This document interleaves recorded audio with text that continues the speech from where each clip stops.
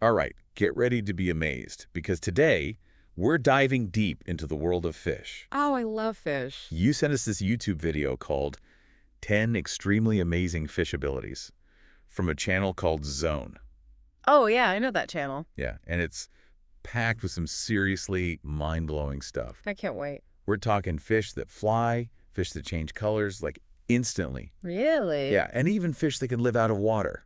No way. It's crazy, right? It's like, how is that even possible? We'll get into all that and more in this deep dive, and I think you're going to be pretty surprised by what we uncover. I'm ready. Okay, so first up, let's talk about the flying fish. I mean, a fish that flies. It just sounds so bizarre. Yeah, it's like something straight out of a movie. Right, but it's totally real, and they don't just like hop out of the water, they actually launch themselves into the air. Oh, wow. Like the video said, they can hit speeds of up to 37 miles per hour. That's incredible. I know, right? And they use their modified fins as wings to glide for, get this, up to 650 feet? Nope, not kidding. There was even this one recorded flight back in 2008 that lasted 45 seconds. Wow, that's a long time to be flying. For a fish. Right.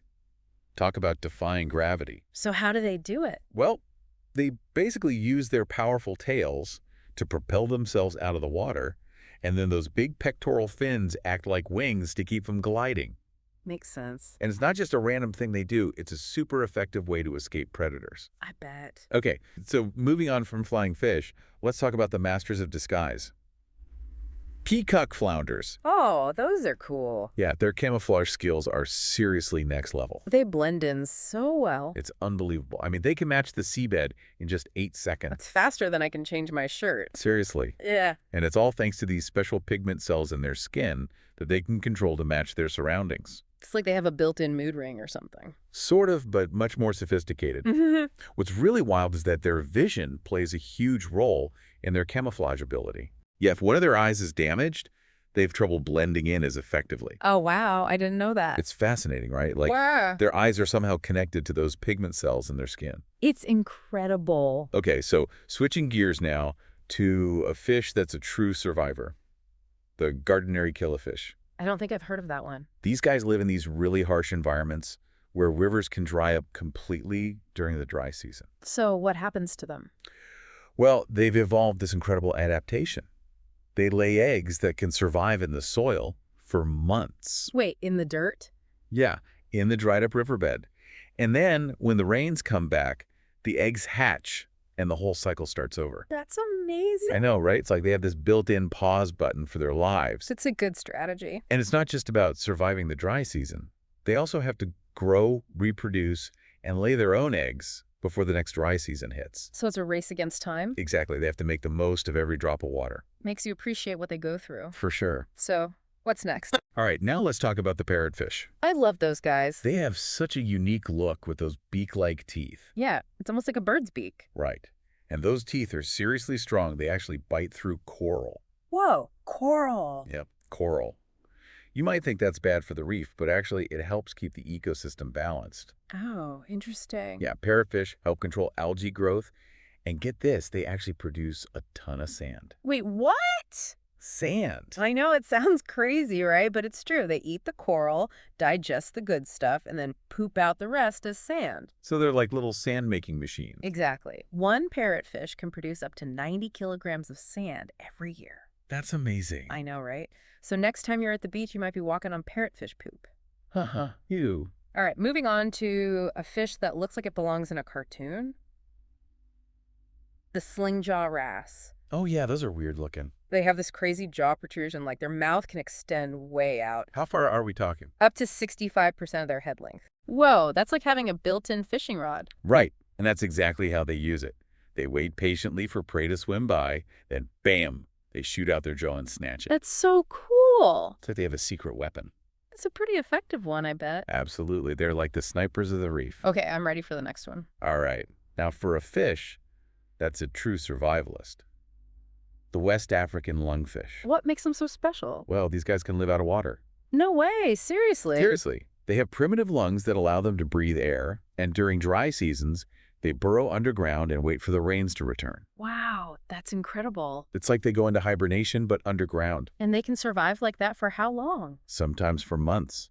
They can even end up encased in mud bricks until the rains soften the ground again. That's wild. I know, right? It just goes to show how adaptable life can be. It's amazing what creatures can do to survive. Agreed. Now, let's talk about a fish with a bit of a artistic side. The white-spotted pufferfish. Oh, I've seen videos of those. They're so cute. They are pretty adorable. But what's really amazing is their nest-building behavior. What do they do? The males create these intricate nests in the sand to attract females. Like little houses? Not exactly houses, more like these elaborate circular patterns with shells and They stuff. make me feel like little artists. They are. And they work really hard on them, too. The video said they spend a whole week, 24 hours a day, creating these masterpieces. That's dedication. It's all about impressing the ladies, I guess. Makes sense. Okay, next up we have the orange-spotted tuskfish. Those are the ones with the big teeth, right? Yep, they have those prominent canines. But despite their fearsome appearance, they're not actually aggressive predators. Oh, so what do they use their teeth for? They use them as tools to crack open mollusks. Tools. Like they actually use tools. Yeah, it's pretty incredible. They find rocks and use them as anvils to smash their prey. Wow, that's so smart. Yeah, I know, right?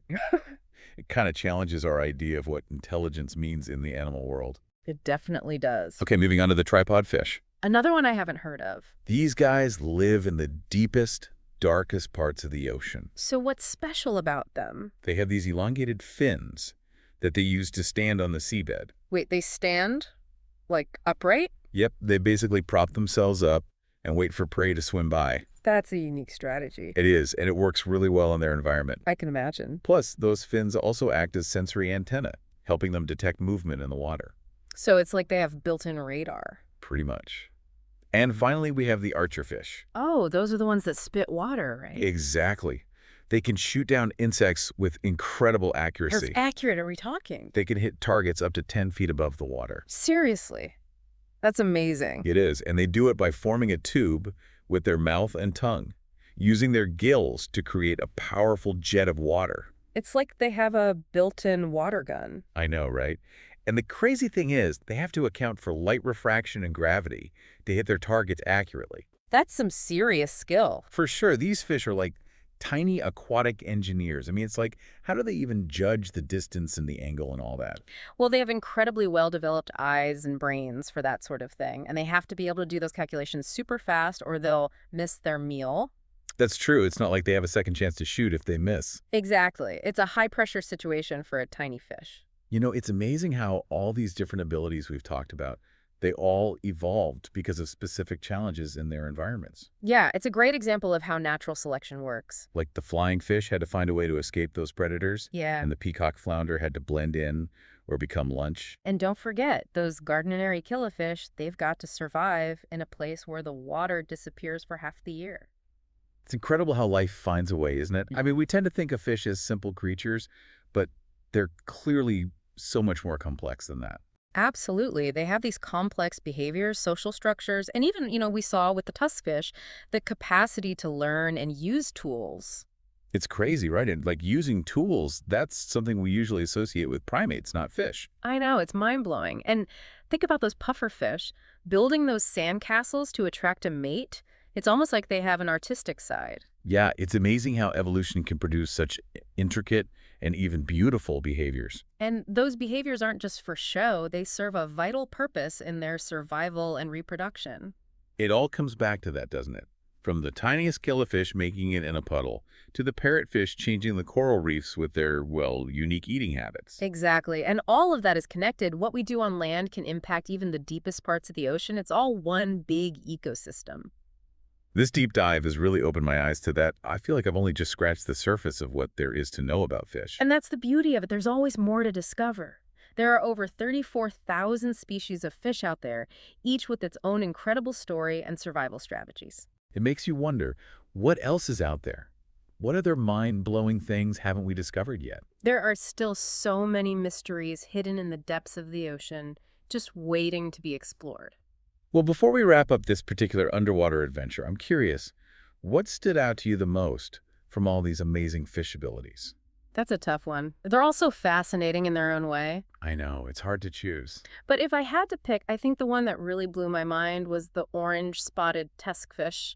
using tools. Yeah, that was pretty incredible. It really makes you think about what we consider intelligence in the animal kingdom. I agree. It definitely challenges our assumptions. What about you? Which ability was your favorite? Hmm.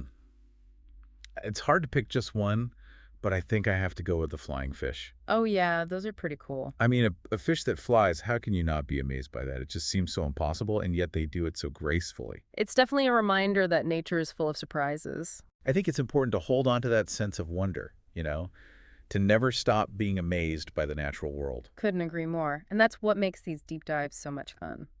Speaking of fun, if you could have one of these fish abilities yourself, which one would you choose and why? That's a good question.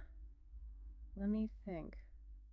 Maybe the peacock flounder's camouflage ability. Oh, that'd be cool. Imagine being able to blend in anywhere. You could go unnoticed wherever you wanted. I can see how that would be tempting. What about you? Which ability would you pick? If I had to choose, I think I'd go for the flying fish's ability to soar above the water. To fly like a bird. Exactly. To experience that feeling of freedom and weightlessness just gliding above the waves. Mm. Who wouldn't want that? That sounds pretty amazing, I have to admit. It does, doesn't it? Eh, But even without superpowers, we can still appreciate the incredible abilities of these amazing creatures. absolutely. And we can learn so much from them about adaptation, about resilience, about the interconnectedness of life on Earth. Well said.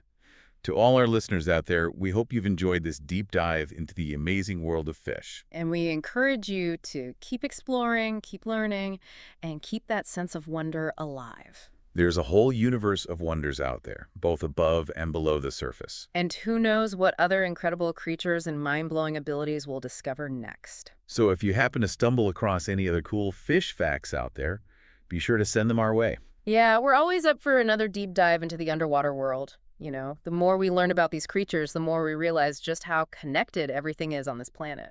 It really is amazing, isn't it? Well, that about wraps up our exploration of amazing fish abilities for today. I hope everyone enjoyed the journey. Me too. It's been a wild ride, and until next time, keep exploring, keep learning, and most importantly, keep that sense of wonder alive. Well said. There's a whole universe of amazing things out there just waiting to be discovered. Absolutely. So until our next adventure, happy exploring, everyone.